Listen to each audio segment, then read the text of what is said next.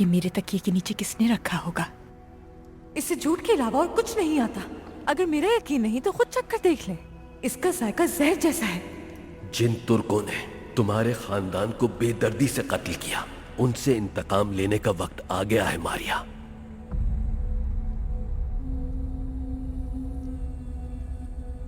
क्या मुझे अंदर आने की इजाजत है?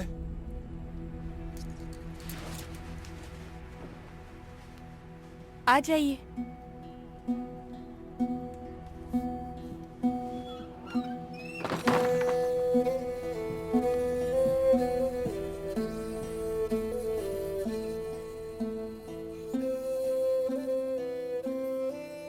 जो आंसू तुम बहा रही हो वो इस नमक से कहीं ज्यादा कीमती है मेरी प्यारी बच्ची। मत बहाओ इन्हें।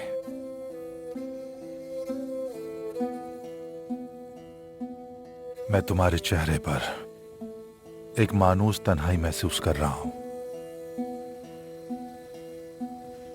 तुम्हारा भी इस दुनिया में कोई नहीं है।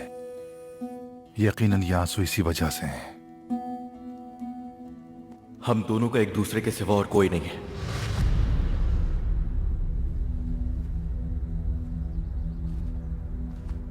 मेरे बाबा के काऊ मिनोस, वो मुझसे बहुत प्यार करते हैं। किकाओ मिनस तुम्हारे बाबा नहीं है। बरसों पहले उन्होंने तुम्हें अगवा किया था। तुम्हारी उम्र उस वक्त 2 साल से ज्यादा थी।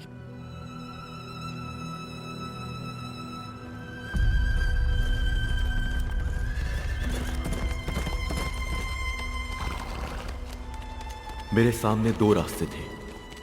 या तो बस्ती में जाकर देखता कि मेरे वालिदैन जी रहे हैं या नहीं, या फिर मैं अगवा करने वालों का पीछा करता। तो मैंने एक मुसलमान तुर्क लड़की को काफिरों के हवाले ना करने का रास्ता चुना।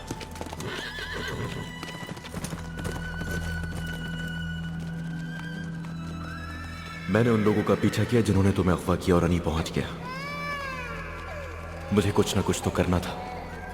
मैं तुम्हें अकेला नहीं छोड़ सकता था। मैं गुलाम के रूप में कला में दाखिल हुआ।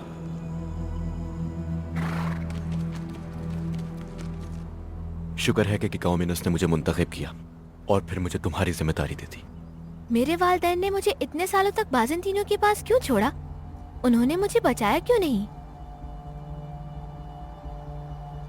किकाओ मिनस ने कत्ल किया था तुम्हारी मां को। और मेरे बाबा? वो जिंदा हैं अब तक, लेकिन वो समझते हैं कि तुम मर चुकी हो।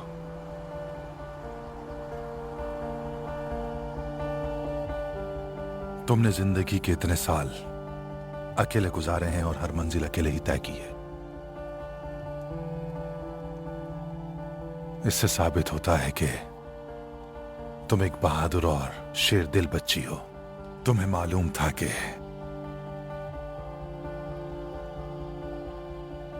बहादुरी और साबित कदमी ही तुम्हें अपनों तक पहुंचाएगी। इस रवैये को बरकरार रखना तुम पर ही मुनहसिर है। याद रखो कि इंसान बेबस होता है।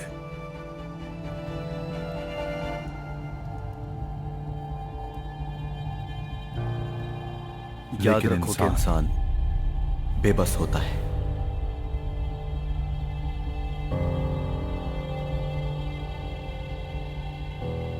फानी होता है।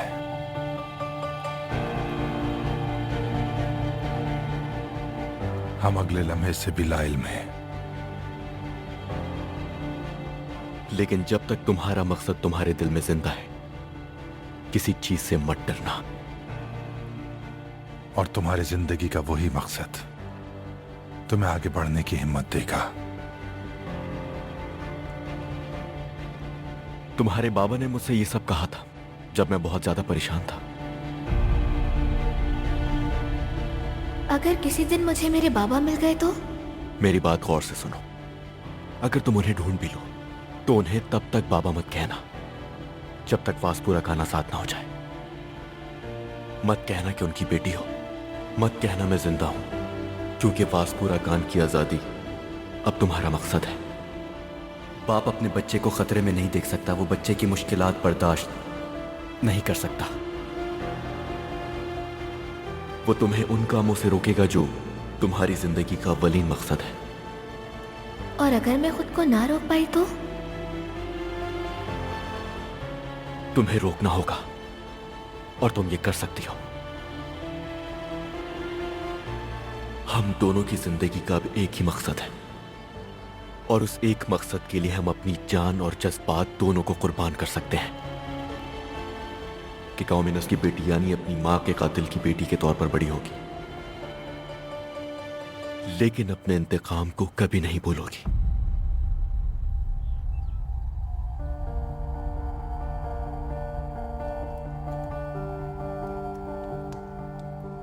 और क्या चीज है जो तुम्हें तकलीफ दे रही है? बताओ मुझे बेटी।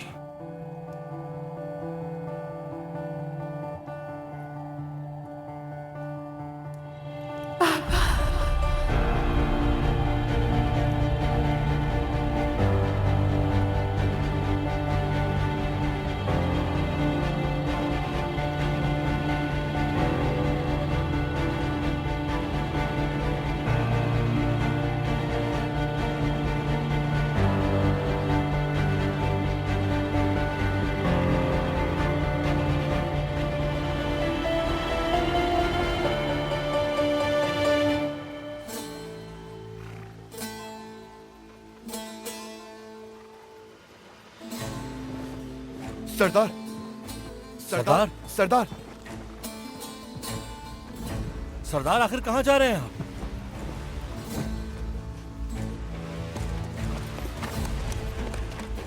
तमाम शोहदा के जस्ते खाकी अपनी सरजमीन पर लेकर जाओ। इन्हें तुर्क सरजमीन में दफन किया जाएगा। जो आपका हुक्म सरदार। क्या कहा तुमने प्यारी बेटी? बाबा कहा आपको मैंने।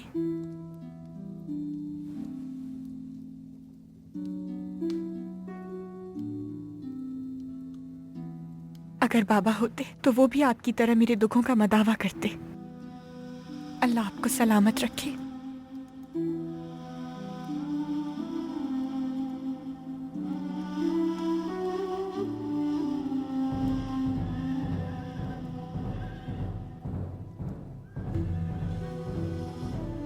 वासपुरा कान से तुम्हारे अकरबा आ गए होंगे। चलो आ जाओ। अब अपने चेहरे पर हल्की सी मुस्कुराहट रखो, वो तुम्हें इस तरह उदास और दुखी ना देखें।